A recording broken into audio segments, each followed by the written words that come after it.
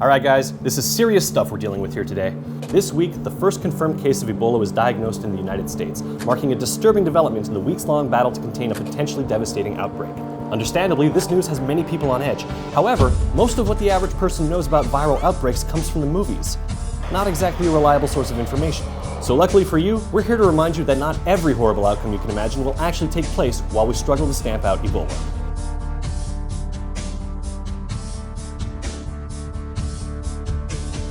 First things first, at no point will Ebola ever turn you into a violent psychopath or a blood-crazed zombie. I don't know what it is, but every time there's a movie about a viral outbreak, there's always people turning into zombies. In reality, Ebola victims suffer from intense flu-like symptoms, including vomiting, diarrhea, and rashes, which will eventually kill up to 90% of those infected. In my opinion, that's already scary enough to worry about without having to add in turning into a brain-munching, super-fast, undead killing machine. Secondly, Ebola does not kill instantly. Movies have to speed up the action, so they make viruses look about as effective as bullets in terms of how fast they can take you down for a permanent dirt nap. The incubation period for Ebola is typically anywhere from 2 to 21 days, with most people presenting symptoms between 8 and 10 days. Those who succumb to Ebola usually die between 7 to 10 days after first becoming sick. Again, truly terrifying, but you won't be instantly wiped out by exposure like the poor saps you see on the silver screen. Like this poor sap.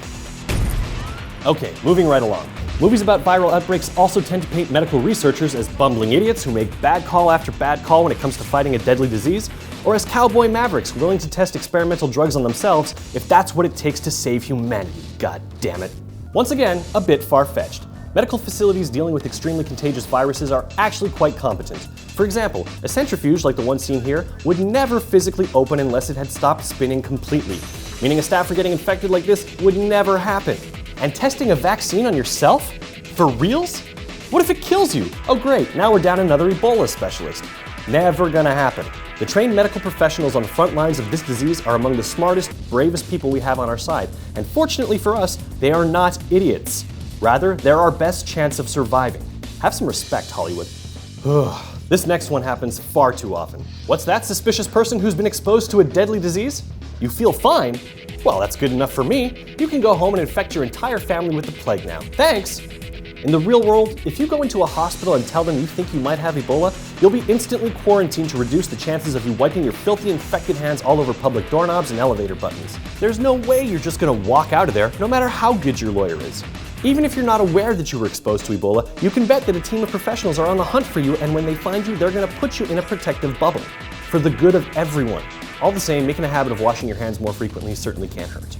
And finally, what's an outbreak movie without the army coming along to turn a quaint, peaceful town into a dystopian nightmare of military rule that often pits the poor, who have no access to medical care, against the rich, who have the best access? Okay, let's tackle this one. While yes, the military could eventually be called upon to help maintain a quarantine, we are nowhere near that scenario yet. And what's more, only offering treatment to the super rich does absolutely nothing to stamp out a nasty virus like Ebola. If the poor can keep it alive and thriving, eventually it'll always find its way back to the rich. Unless they live in an off-planet structure that's completely sterile.